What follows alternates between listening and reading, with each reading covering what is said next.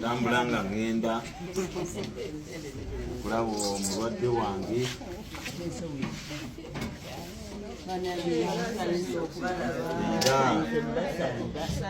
naffe tusanyusa okukulaba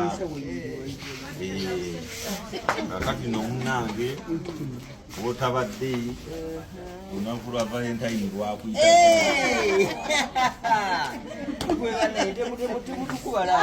munange wali mukoma olunaku lwa Valentine lukuyitako kakati munange nenyamba mukoma bw'anaagivaamu nga ndikamu ngenda wali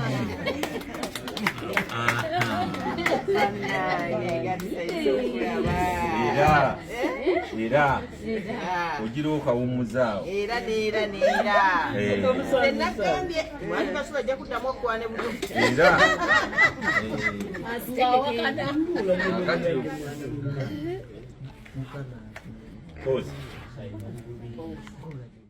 Plan B Records, ye studio yokka ekuwa ekiri ku mulembe. Oyagala ku recordinga luyimba ku Plan B Records. Tu recordinga nyimba ez'ekika kyonna nga raga, reggae, kadongo kamu, afrobeat, band music n'ebika bya music byonna eby'enjawulo. Ali abo be bafumbo ababiri, Neguya Nowerina ne Muzeeyi Celeste Kasule.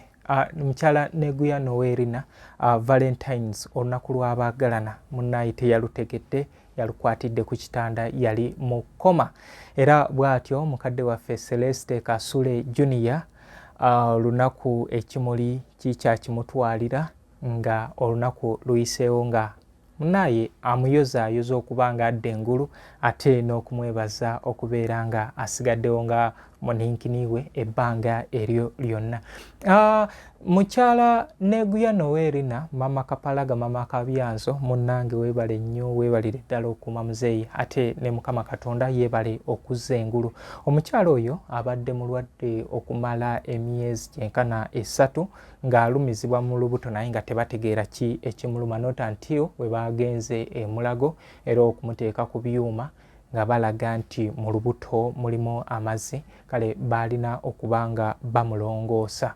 Mukyala Neguya Nowerina yali muyimbi wa kadongo kamu naye sisuubira nti bangi ku mmwe mwamutegeerako, naye nga abanyumirwa ennyimba eza kadongo kamu kyeneekakasa obulungi nti mwali muwuliddeko ku nnyimba ze nga naye ayoleswa obuganzi. Kyekyo kye mbagamba nti abayimbi bonna balina ebintu bye balanganga nga bingi tuzze tubiraba.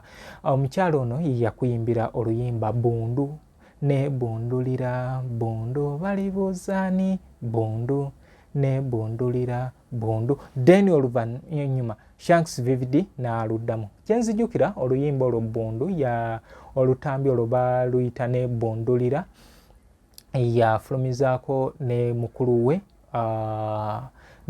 we John Kityo. John Kityo ye yatwala Hamani basudde mu United Sound Studios okukwata olutambi olwasookera ddala olwa mukyala Mugerwa. So mukyala Neguya Nowerina by then yali mu kibiina kya Lukwata Gita Singers, era baaliyo ne ba Aisha Nakito, babasudde bano ba Cecilia Naku, ba Kasozi n'abayimbi abalala abaali mu kibiina kya Lukwata. Kale yali muyimbi wa kadongo kamu naye nga okuyimba kwe kwava eri mabega nga bakyali ne Muzeeyi Celeste Kasule ku Mpongo Roman Catholics.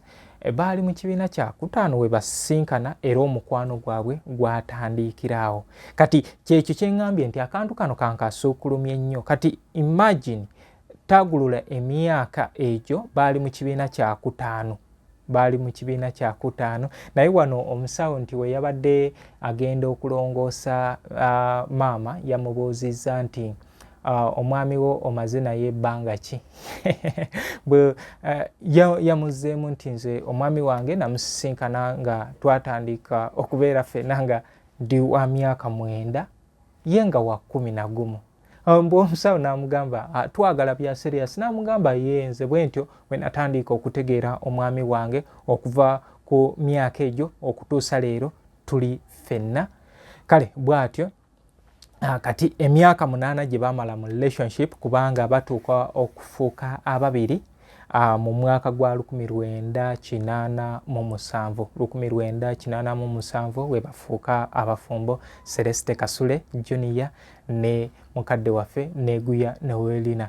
Naye nga wobala emyaka gye bamaze mu relationship okuva eri nga batandikiriza bala emyaka 49 nga baagalana. Ekintu kino neebuuza bameka basobola okukitwaliriza ne mutandika nga mukyali bato ne mukula mu bufumbo bwammwe ne mwewasa ne mutuuka n'okuzaala.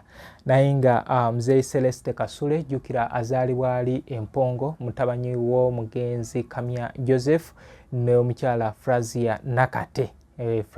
Frazia Nakate kati bonna bagenzi. Naye nga tata wa Kapalaga, tata wa muzeeyi Celeste Kasule omugenzi Joseph Kamya yasooka kuwasa omukyala gwe yawasa yasooka n'amuzaalira abaana 10 nga bonna bafa. Era bw'atyo ndowooza okwagala ekika munnaye kyale n'afuna Frazia Nakate ate eyamuzaalira abaana abalala 10. Naye nga obudde buno basigaddewo abaana 4 era Celeste Kasule Mugalanda ye Mugalanda wa Frazia Nakate n'omugenzi Joseph Kamya. Kale bw'atyo naye nga ojja kujjukira nti Celeste Kasule okusoma yatandikira ku Mpongo Primary School. Ndooza lyali lya Mpongo Church of Uganda Primary School. Kati oluvannyuma eyo gy'ava n'agenda ku Roman Catholic eyo gye yasisinkana mukyala we Neguya Newelina. Celeste Kasule ye yali mukubi wa bivuga kubanga ewaka Joseph Kamya yali mukubi wa mibala ate nga baali batundirawo omwenge. Kati nga muzeeyi waba akuba nga ne Celeste Kasule naye agoberera. Era we batyo kwe kubanga ayiga bino. Kino kitulaga ki nti gwe ali eyo yigiriza omwana wo omulimu ogwo gwokola. Naye simanyi mulimu ki ogwo gwogenda omuyigiriza gwe gwokola. Nti kati Celeste Kasule ekyamuyingiza mu ndongo zaali ngoma. Yajjanga mugoma. Yatandikira mu kadongo kamu Super Singers. Naye nga mu kujja yajjanga aze kugenda wa Peter Balijidde watuuka enaakulabye Bankobazambogo ne bamubula.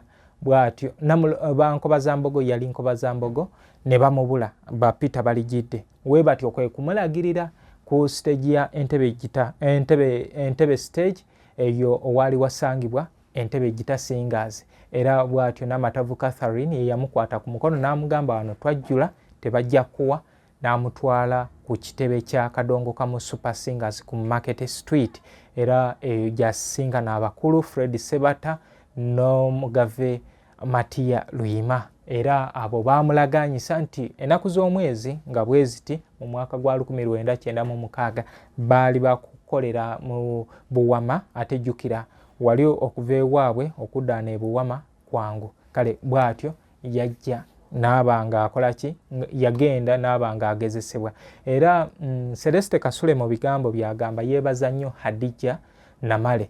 Hadija Namale eyakuyimbira zonzo mu kuliko omwaka Bossa gw'olya naye n'ennyimba endala nnyingi. Nti oyo yategeeza yamukuutira nti mwana wange kola nnyo tonswaza bakutwale. Ndowooza olaba love eyaliwo obudde obwo ng'omuntu asobola okubeera ng'ayagaliza munne. Simanyi obudde buno oba ekyo kikyasobola okuba nga kirabika. Kale bw'atyo oluvannyuma ng'ayingiddewo n'engoma ze. Jjukira kaali kaalo kaabwe.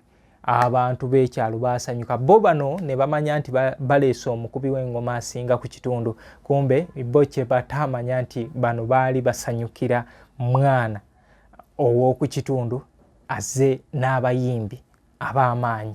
Era bw'atyo ne bamuwa omulimu n'atandika okubeera ng'akolera mu kibiina kya kadongo kamu Super Singers. Oluyimba lwe olwamuleeta ye Saasira, naye ng'ajjukira nnyo ku luyimba olukyasinze okumutunda, oluyimba lwa Paatu lwe yayimba ne Hadija Nakamya oba Pros Nakamya. Naye nga oluyimba olwo lwawandiikibwa David Kizito Koloneri. Originally oluyimba lwali lwa Nakamya, naye oluvannyuma ne bagattako ekitundu kya Paatu oba ekya Kasule. Wawuliriza oluyimba olwo Nakamya alwowuninganga 90%. Ono baagattako mugatte. Bw'atyo muzeeyi waffe Celeste Kasule n'atandika okubanga ayimba. Kale webatyo bo ffe gye twabadde mu kusanyuka, nze nabadde namasuba ku front page we nalabidde endongo,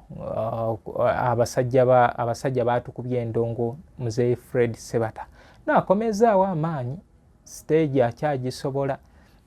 Oba oliawo yali agonzegonzeemu naye kati amaanyi agalina mu bungi. Muzeeyi Matia Luyima, Fred Seremba, Madina Nakiwala, Katuma Superito, abo bona baaliyo baperforminga. Mama Kiine, Muzeeyi Maliko, performance zaali nnungi era abayimbi baaliyo batono naye ate baatuwa ekyo kye twali twetaaga, bapakeginga bulungi. Dr. Kwefu webale nteekateeka. So gwe Valentine wagikwatira wagiyitamu otya? Nze nayitamu nga ndi mulamu, naye mukadde waffe Muzeeyi Celeste Kasule n'oweewuwe Neguya Noelina bo olunaku webatyo we baaluyitamu terwali lulungi nnyo gye bali. Kale bw'atyo naye nga azze engulu, kati tumusabira kubeera nga arecoveringa bulungi, naddala ebiwundu ebyo bye bamusala nga bamulongoosa. Mukama Katonda amukwatireko. Muzeeyi Celeste Kasule naawe weebale okubanga munnange ofaayo ku kiduuda kyo. Bangi embeera weetuuka ngaawo, bangi beesuulirayo gwa naggamba. Muzeeyi Kabyanzo weebale nnyo, weebalire ddala okufaayo eri maama. Kapalaga baby naawe weebale nnyo obuyambi, n'abalala buli omu alina kye yatuusizza okulaba nti obulamu bwa mukadde waffe Neguya Noelina bubeerawo. Naye nga omukyalo oyo ojja kumujjukira nti yali mulanzi mu luyimba lwa Nebbundulira, nti yagamba nti gavumenti ekozese national IDs, national identity card, omuntu abeere n'endagamuntu nga buli woolaga nga bategeera nti ono avaano, kubanga yali yeekuusa nnyo ku kiwamba bantu ekyaliwo n'ekigobaganya bantu, kubanga edda nga osooka kurepootinga wooba otuuse ku kitundu. Kale nga singa baba tebakwagadde nga bakugoba lwekyo. Kati nga ku mulembe guno omwana akulidde Kampala waakeera n'addayo ewaabwe mu kyalo nga tabaddeeyo, jjukira ng'olina sooka kwerosi oba olumu tamanyiddwa ng'oyo bagobaganya mu bugobaganye. Kale ng'alaga nti tujja kugoberamu n'abaffe, era bw'atyo Neguya Noelina we yakubiriza. Kati obudde buno tutuno tulina national identity cards. Oyo teyali mulanzi, noonyaako oluyimba olwo olufune, naye nga mujjukire mu luyimba Nzadde Omwana, Nebbundulira, Babinojjo, ezo zonna zaali nnyimba za Neguya Noelina. Naye nga ajjukira nnyo ne mu kibiina kye baali batonzeewo ne Christine Nanteza, oyo Kaddulubaale awo nga yeeyawudde ku Mugave Matia Luyima, naye ekibiina ekyo tekyasobola kubeera nga kigenda mu maaso. Kale bwe tutyo bwe tulabise olunaku olwaleero, naye nga nkugamba nti omwana mutwale ku Kikaya College and Vocational School, Twinex International, abo ba primary. Twalayo omwana akyali mu myaka giri abeere nga asoma, oba osobola omutwala ku St. Michael Educational Center, bali wali Ekiwanga mu Kono. Gwe ayagala okwata ennyimba ez'amaloboozi, genda mu Plan B Records obeere nga ennyimba zo zikwatibwa ku mulembe. Ze Muzungu David Kadongo Kamu, music analyst.